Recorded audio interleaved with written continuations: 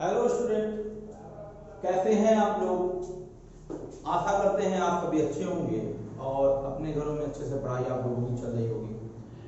जैसा कि आप लोग जानते हैं कि हमने अपनी पिछली वीडियो में आप लोगों को धारा का चुंबकीय प्रभाव बताया था, जिसमें ऑर्स्टेड ने क्या बताया था कि यदि किसी धारावाही चालक में या फिर यदि किसी वायर में आप धारा प्रवाहित करते हैं तो उसमें चुंबकीय क्षेत्र उत्पन्न हो जाता है। उन्होंने केवल इतना बताया कि चुंबकीय क्षेत्र उत्पन्न हो जाता है, लेकिन उन्होंने ये नहीं बताया हमको कि चुंबकीय क्षेत्र की दिशा क्या होगी। दिशा के बारे में मैंने आपको बताया था एम्पियर का तैरने का नियम। उन्होंने कुछ हद तक तैरने का नियम से चुंबकीय क्षेत्र की दिशा के बारे में बताया। अब जो आज का हमारा वीडियो है उसमें हम आपको मेन जो बताने वाले हैं बायो-सेवर्ट का नियम, और बायो-सेवर्ट के नियम से पहले चुंबकीय क्षेत्र की दिशा से संबंधित दो नियम जो आपको हमेशा याद रखना है। आप जैसा कि बोर्ड में देख रहे होंगे कि एक मैंने ये हाथ बनाया हुआ है ना, और एक यहाँ पास एक खील जो घूमने वाली होती है, कार्क पेंच जिसे बोलते हैं, पेंच यानी खील, वो बनाया हुआ है। और उसके संबंध में दो नियम मैं करवाने जा रहा हूं, जिसमें पहला नियम है हमारा मैक्सवेल का दक्षिणावर्ती कार्क पेंच नियम। क्या नाम है? मैक्सवेल का दक्षिणावर्ती कार्क पेंच नियम। देखिए बच्चों, अगर आप एक कील लें, देख लीजिए, मान लीजिए एक कील है, ठीक है। इस कील को आप ऐसे घुमाएंगे तो जब घुमाएंगे तो देखिए कहां जाएगी, ये देखिए आगे निकलेगी। घुमा और आप किधर रहे हैं, इधर घुमा रहे हैं, चारों तरफ घुमा रहे हैं, लेकिन जा किधर रही है बच्चों? जा रही है आपकी आगे की तरफ, ठीक है ना, ये आगे की तरफ जा रही है। तो यही कंडीशन इसमें बताई गई है मैक्सवेल के दक्षिणावर्ती कार्क पेंच नियम में। किसको बताने के लिए? चुंबकीय क्षेत्र की दिशा बताने के लिए इस नियम का सहारा लिया गया। उन्होंने बताया कि यदि आप एक पेंच लें, है ना, और पेंच को आप घुमाएं, कौन सी दिशा में? दक्षिणावर्त में घुमाएं। तो जिस प्रकार आप घुमाते हैं तो घुमाने पर यह आगे की ओर बढ़ता है, लेकिन घुमाते आप चारों तरफ हैं। तो जिधर साइड यह बढ़ता है वह धारावाही चालक की दिशा कहलाती है, मतलब धारा की दिशा कहलाएगी। और जिधर साइड आपका अंगूठा घूमता है चारों तरफ, यह कहलाता है चुंबकीय क्षेत्र की दिशा कहलाएगी, है ना, ये चुंबकीय क्षेत्र रेखा कहलाएगी। समझ में आया बच्चों? तो ये क्या है हमारा कार्क पेंच नियम। इसमें क्या बताया हमने कि यदि आप किसी कील को घुमाते हैं तो धारा की दिशा में यदि वह आगे बढ़ रहा है तो अंगूठा जिधर साइड घूमता है वह चुंबकीय क्षेत्र रेखाओं की दिशा होगी, और जिधर साइड आपका पेंच बढ़ रहा है उसे हम क्या बोलेंगे बच्चों? उसे धारावाही चालक की दिशा कहलाएगी। ये क्या था हमारा मैक्सवेल का दक्षिणावर्ती कार्क पेंच नियम। बहुत कठिन नहीं है। अगर आप इसको घुमाते हैं दक्षिणावर्त दिशा में, अगर ये आगे की ओर बढ़ रहा है घुमाने पर, तो जिधर साइड आपकी उंगली घूम रही हो तो चुंबकीय क्षेत्र रेखाओं की दिशा होगी, और जिधर साइड आपका जो पेंच जा रहा है वो धारावाही चालक की दिशा होगी। यही है मैक्सवेल का दक्षिणावर्ती कार्क पेंच का नियम। दूसरा है मैक्सवेल का बाएं हाथ का नियम। कौन सा नियम? मैक्सवेल का दाएं हाथ का नियम। कौन सा नियम? दाएं हाथ का नियम। देखिए बच्चों, ये नियम आपके लिए कंफ्यूज कर देता है, तो आपको याद रखना है कि दाएं हाथ का नियम किससे संबंधित है? चुंबकीय क्षेत्र रेखाओं की दिशा से संबंधित है। शेर इसी तरह मैंने एक हाथ बना के रखा है पहले से, जिससे हमारा समय कम लगे, ठीक है। तो मान लेते हैं मैं इसको ऊपर वाले को मिटा दूं अगर, तो ध्यान दीजिए थोड़ा सा कि मान लीजिए ये आपका अंगूठा इस तरह करें। देखिए, ये देखिए आप दिख रहा होगा।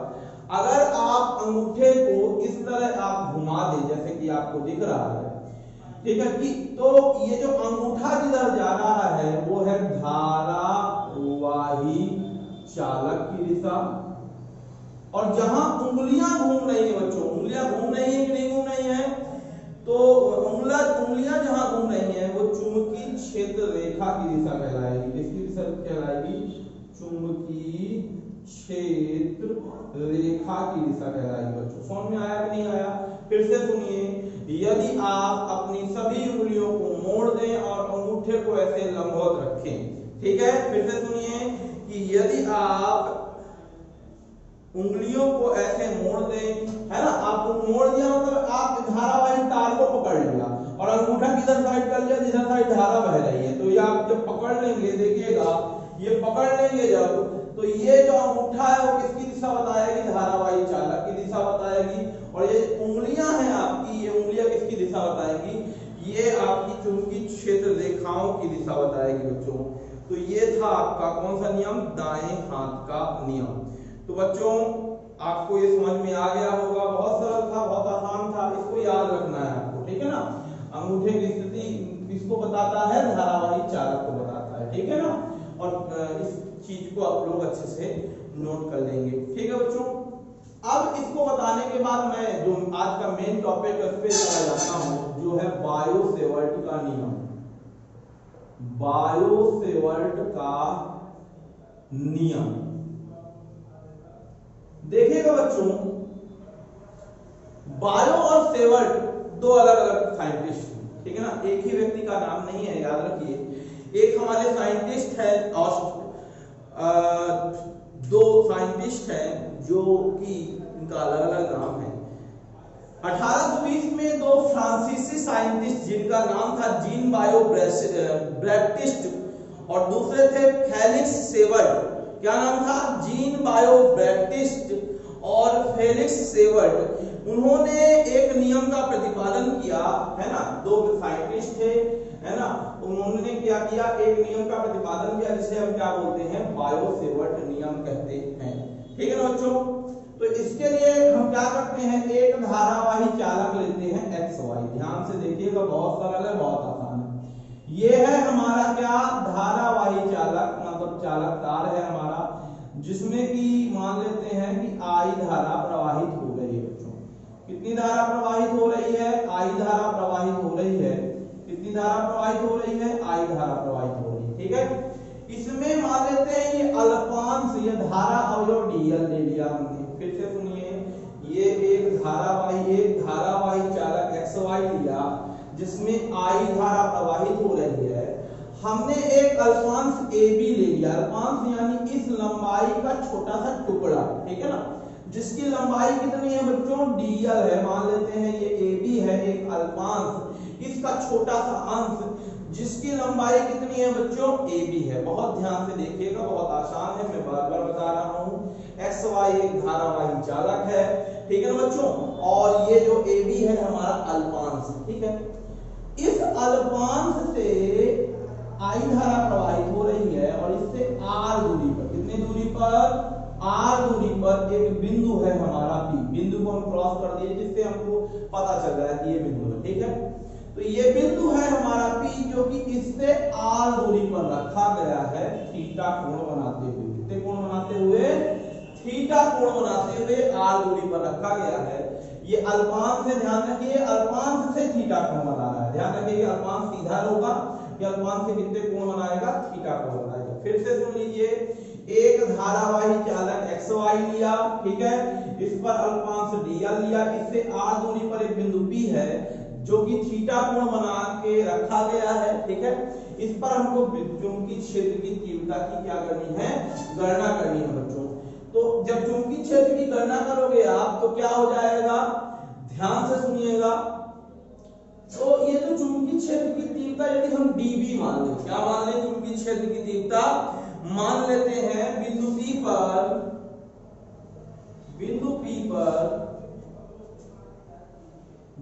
पर DL के कारण उत्पन्न चुंबकीय क्षेत्र dB, ये जो dv है, अगर मान लीजिए इसके चुंबकीय क्षेत्र की तीव्रता क्या है, बिंदु P पर dl के कारण बिंदु P पर चुंबकीय क्षेत्र की तीव्रता अगर कितनी है, dv है, तो ये dv तीन चीजों पर निर्भर करेगा। किसके पर निर्भर करेगा, जो दिया उसी पर निर्भर करेगा। ठीक है, तो देखते हैं क्या क्या चीजें पर निर्भर करता है dv। पहला तो चालक में प्रवाहित धारा के क्या होगा, अनुक्रमानुपाती होगा बच्चों, यानी कि dv प्रोपोर्शनल टू कितना आ जाएगा, I।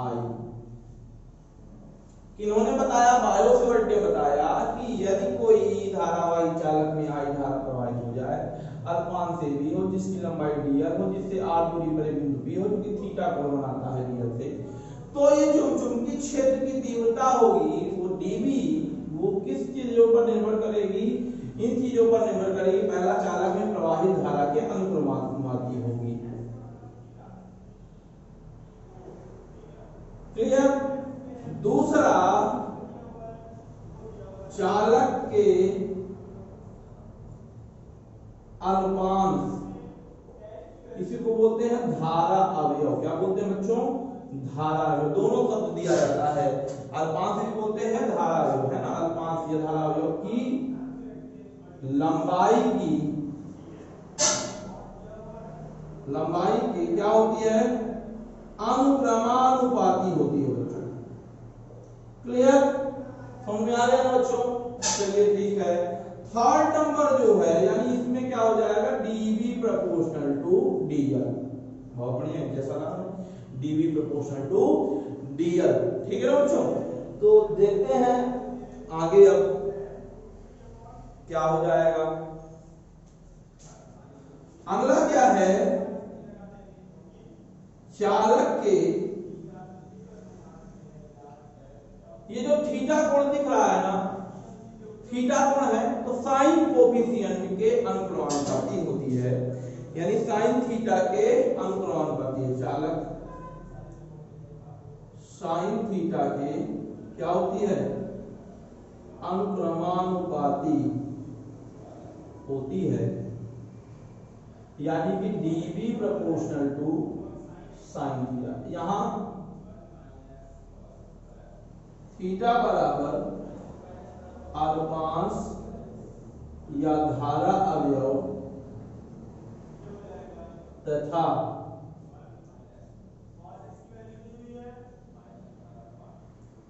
P को मिलाने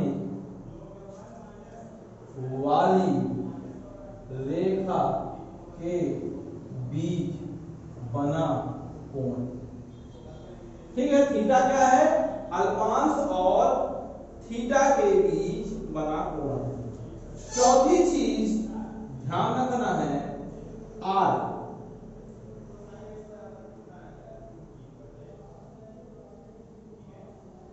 धारा अवयव तथा बिंदु P के बीच की दूरी के क्या होती है, व्युत्क्रमानुपात।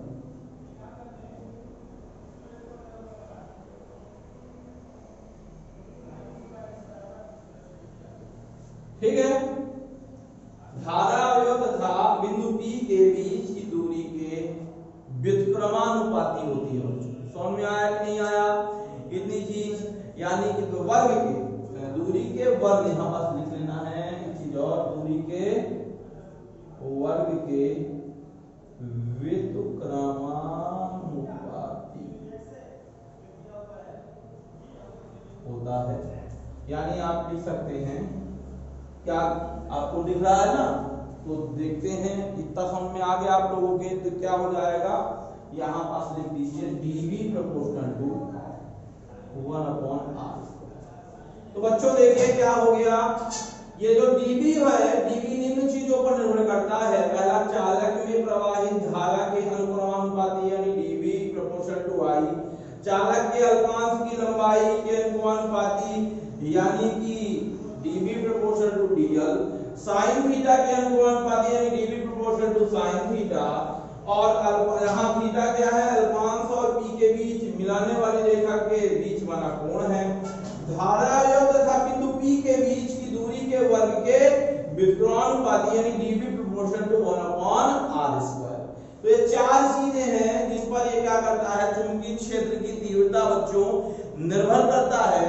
अब हम इन चारों को मिला देते हैं, तो मिलाए कहां, चलिए ठीक है इसको मिटा देते हैं। देखिए बच्चों इसको नोट कर लीजिएगा, यहाँ पास मिला देते हैं। चलिए देखिए चारों को मिला देते हैं, देखिएगा बच्चों। तो dv प्रोपोर्शनल किसके किसके, i के, dl के, sin थीटा के और r²। सही बात है ना, dv proportional to i dl sin theta upon r²। सबको मालूम है कि प्रोपोर्शन चिन्ह हटता है तो क्या लग जाता है, एक नियतांक लग जाता है ना, और नियतांक क्या लगेगा, k लगा दीजिए। क्या हो जाएगा, dv equal to k i dl sin theta upon r²। k क्या है बच्चों, जहां k एक अनुपातिक नियतांक है जिसका मान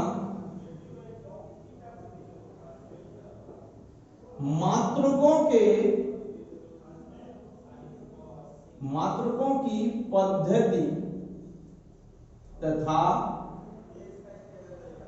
माध्यम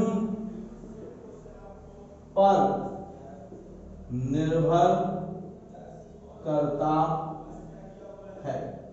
ये k का मान किस पर निर्भर करता है बच्चों, यह एक अनुपातिक नियतांक है बच्चों पहली बात, और यह जिसका मान मात्रकों की पद्धति पर, कौन सी पद्धति है, और दूसरा माध्यम की प्रकृति पर निर्भर करता है। माध्यम पर यानी माध्यम की प्रकृति पर, माध्यम की प्रकृति पर निर्भर करता है, निर्भर करता है। इतना तो बच्चों समझ में आ गया ना, dv proportional to i, dv proportional to dl, dv proportional to sin theta, dv proportional to 1/r²। और यहां हमने क्या कर दिया, यहां हमने कर दिया dv बराबर k i dl sin theta. अब इस k की कुछ वैल्यू होगी तो ध्यान रखना है, SI पद्धति में, इक्वेशन नंबर अगर इसको फर्स्ट ले लें, SI पद्धति में वायु या निर्वात में यानी मुक्त आकाश में k का मान जो है, k बराबर कितना होता है, k बराबर होता है μ0/4π। ठीक है, क्या होता है k बराबर μ0/4π, और ये टेस्ला मीटर पर एम्पियर ये होता है, टेस्ला मीटर पर एम्पियर। ठीक है, यहां μ0 क्या है, μ0 है क्या, μ0 जो है वो निर्वात की चुंबकशीलता है, जहां μ0 निर्वात की क्या है बच्चों, चुंबकशीलता है। ठीक है ना बच्चों, तो ये था हमारा बायो-सेवर्ट नियम, इसको कर लीजिएगा। अब मैं इसको थोड़ा सा आगे बढ़ाता हूं, k का मान रख देते हैं। ठीक है ना, k का मान समीकरण नंबर 1 में रखो, तो समीकरण नंबर 1 में k का मान रखने पर, तो k का मान रखोगे तो कितना आ जाएगा, dv बराबर μ0/4π i dl sin theta upon r²। ठीक है बच्चों, μ0/4π i dl sin theta upon r²। अब ये μ0 देखिए चुंबकशीलता है, याद रखिए इस μ0 की भी वैल्यू होती है। ठीक है ना, कितनी वैल्यू होती है बता देते हैं। इस μ0 की वैल्यू पेपर में पूछ लेता है, μ0 बराबर होता है 4π × 10⁻⁷ टेस्ला मीटर पर एम्पियर होता है। अब देखिए इस वैल्यू को, ये समीकरण नंबर ले लो 2, ठीक है ना, समीकरण नंबर कितना हो गया 2, ये मेन वैल्यू है, आप इसी को पुट करेंगे बच्चों।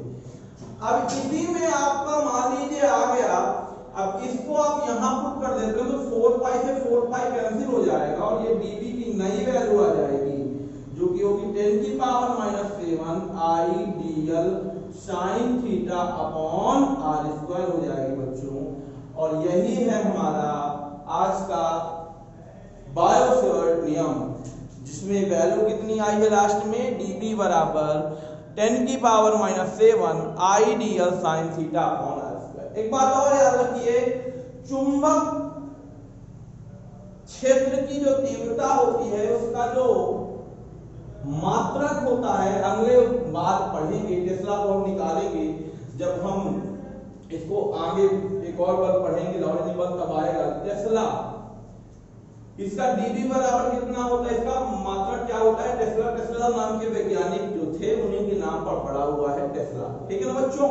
तो क्या किया हमने, कुछ नहीं किया है, बस k की वैल्यू पर लग दिया μ0/4 पाई। तो μ0/4 पाई वैल्यू रखने पर जो dv की वैल्यू आई है, तो ध्यान रखना जब भी चुंबकीय क्षेत्र की तीव्रता निकालोगे तो dv बराबर कितना रखोगे, dv बराबर μ0/4 पाई आई dl sin theta upon r square, हमेशा यही रखोगे, ठीक है ना बच्चों। और यहाँ पास 10 की पावर 7, ठीक है। इससे I की परिभाषा भी बना सकते हो बच्चों, इससे आप I की परिभाषा भी निकाल सकते हो कि बायो-सेवर्ट के नियम से आप विद्युत धारा का क्या करिए, परिभाषा लिखिए, तो आप इसको भी आसानी से कर सकते हैं, ठीक है। समझ में आ गया बच्चों, तो इसको आप लोग कर लीजिएगा, ठीक है। और सदिश रूप में अगर इसको लिखना चाहेंगे, इसको मान लो सदिश रूप में लिखना चाहेंगे तो कैसे लिखेंगे, ये तो हमारा नॉर्मल रूप था, सदिश रूप में भी लिख सकते हैं, तो इसको आप लोग नोट कर लीजिए, सदिश रूप में बता देते हैं। चलिए देखिए, सदिश रूप में लिखने के लिए आप इसको r का ऊपर नीचे क्या कर दीजिए, मल्टीप्लाई कर दीजिए। तो r का मल्टीप्लाई करेंगे यहाँ समीकरण नंबर 2 में, समीकरण नंबर 2 से देखिए हम सदिश रूप में लिख रहे हैं, कौन से रूप में, सदिश रूप में, ठीक है। तो समीकरण नंबर 2 दिया है dv बराबर μ0/4 पाई आई dl अपॉन r स्क्वायर। तो q एक और गुना कर दिया ऊपर और नीचे, ठीक है, ऊपर नीचे गुना कर दिया तो dl और r आ गया, dl भी वेक्टर फॉर्म में है, r भी वेक्टर फॉर्म में है, तो ये वेक्टर फॉर्म में ये भी हो जाएगा। तो dv वेक्टर इक्वल टू आप क्या लिखोगे, μ0/4 पाई देखो dr sin थीटा, आपने पढ़ा है ना, ab sin थीटा बराबर वेक्टर a क्रॉस b, तो यहाँ क्या हो जाएगा, dl क्रॉस r आ जाएगा वेक्टर फॉर्म में। तो ये सदिश रूप में आप लिख सकते हैं इस तरह, ठीक है ना, वेक्टर फॉर्म में आप इस तरह इसको लिख सकते हैं, ठीक है ना। अब ये जो है हमारा, अब इसमें अब मान लीजिए आपको विशेष परिस्थितियां लिखनी है तो थीटा की वैल्यू लिख सकते हो। यदि थीटा बराबर 90 होगा तो sin 90 की आ जाएगा, sin 90 की वैल्यू होती है 1, और यहाँ इसका वैल्यू आ जाएगी अधिकतम, इसकी वैल्यू क्या आ जाएगी, अधिकतम। इसी तरह आगे लिख सकते हो थीटा बराबर 90, और जब थीटा बराबर 90 लिखोगे बच्चों, तो थीटा बराबर जब 90 लिखोगे तो यहाँ पास ये क्या आ जाएगा, 0, थीटा बराबर 0 रखोगे तो यहाँ sin 0 की वैल्यू 0 आ जाएगी, और ये dv बराबर ही कितना आ जाएगा, 0 आ जाएगा बच्चों, ठीक है। समझ में आ गया ना आपके। चलिए अब हम एक और व्यंजक करते हैं, चलिए इसको नोट कर लीजिएगा, इसके स्क्रीनशॉट ले लीजिएगा, आपको समझने के लिए आसानी हो जाएगी। तो ये हमारा बायो-सेवर्ट नियम था। तो ध्यान रखिए, बायो-सेवर्ट नियम जब भी आपको पूछे तो आप लोग ऐसे ही कर लीजिएगा, इसको अच्छे से देखिए आप लोग, ठीक है। अब इसी के अगले सेशन में आप ये बताइए किससे मिलता जुलता था। ये जो हमारा बायो-सेवर्ट का नियम था, ये बिल्कुल कूलाम के नियम से मिल रहा था कि नहीं मिल रहा था, मिल रहा था भाई। उसमें भी r स्क्वायर के व्युत्क्रमानुपाती होती है, बीच की दूरी के वर्ग के व्युत्क्रमानुपाती होती है, इसमें भी बीच की दूरी के वर्ग के व्युत्क्रमानुपाती होगी। और उसमें भी आपका क्या देखा था हमने, उसमें भी अध्यारोपण सिद्धांत लागू होता है, इसमें भी अध्यारोपण सिद्धांत लागू होता है ना। तो कुल मिला के कुछ समानताएं हैं, कुछ असमानताएं हैं, है ना। तो इसमें एक क्वेश्चन आता है म्यू जीरो तथा एप्सिलॉन जीरो, एप्सिलॉन नॉट या म्यू नॉट में संबंध। अच्छा, म्यू जीरो किसे बोलते हैं? निर्वात की चुंबकशीलता, है ना, और एप्सिलॉन जीरो निर्वात की विद्युतशीलता, ठीक है ना। तो इन दोनों में अगर कोई संबंध पूछे तो क्या संबंध है, तो देखिए इसके बीच में संबंध मैं निकाल रहा हूं, ठीक है ना। बहुत आसान है, बहुत आसानी से बन जाएगा। ये बताइए म्यू जीरो की वैल्यू क्या बताया हमने म्यू जीरो की वैल्यू बताई है 4 पाई इंटू 10 की पावर -7 टेस्ला मीटर पर एम्पियर। एप्सिलॉन जीरो की वैल्यू याद है आपको? चलिए एप्सिलॉन जीरो की वैल्यू 8.85 इंटू 10 की पावर -12 है ना, ये पढ़ा होगा, लेकिन हम इससे निकालते हैं। आपको पता है 1/4 पाई है, 4 पाई कैसे निकालेंगे? 1/4 पाई एप्सिलॉन जीरो की वैल्यू कितनी होती है? 9 इंटू 10 की पावर 9, तो 9 इंटू 10 की पावर 9 न्यूटन मीटर स्क्वायर पर कूलम स्क्वायर, यही होता है ना। 9 इंटू 10 की पावर 9 न्यूटन मीटर स्क्वायर प्रति कूलम स्क्वायर। अब देखिए यहाँ बात देखिए बच्चों, यहाँ अब हम अगर एप्सिलॉन जीरो की यहाँ वैल्यू निकालेंगे तो इसको भाई इसको इधर भी दो, इसको इधर भी दो, तो एप्सिलॉन जीरो बराबर कितना आ जाएगा? 1, इसको इधर भेज रहे हैं तो 1/4 पाई इंटू 9 इंटू 10 की पावर 9, है ना। ये equation number first, equation number second, है ना। दोनों का मल्टीप्लाई कर देते हैं बच्चों, ठीक है ना। तो क्या हो जाएगा? दोनों को मल्टीप्लाई करोगे तो म्यू जीरो एप्सिलॉन जीरो यहाँ आ गया 4 पाई इंटू 10 की पावर -7 और यहाँ आ गया 1/4 पाई इंटू 9 इंटू 10 की पावर 9। 4 पाई से 4 पाई कैंसिल, ये माइनस वाला नीचे आएगा, ये आ गया 1/, कितना 1/ आ गया 9 इंटू 10 की पावर 9 इंटू 10 की power 7।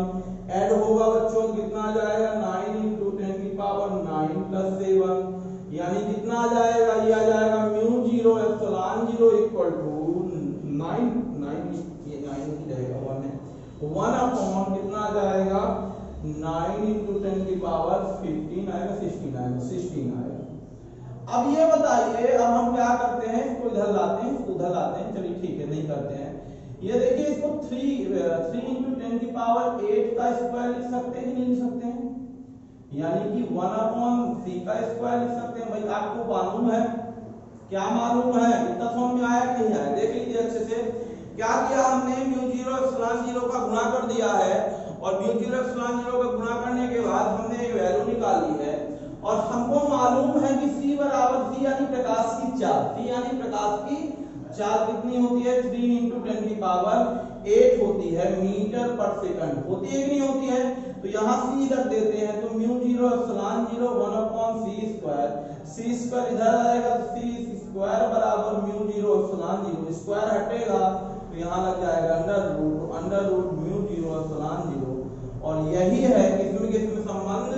Mu zero epsilon zero में संबंध है, यानी मुक्त स्थान में यानी निर्वात में वायु में विद्युतशीलता तथा चुंबकशीलता में संबंध क्या होता है? C बराबर 1/√μ0 एप्सिलॉन जीरो।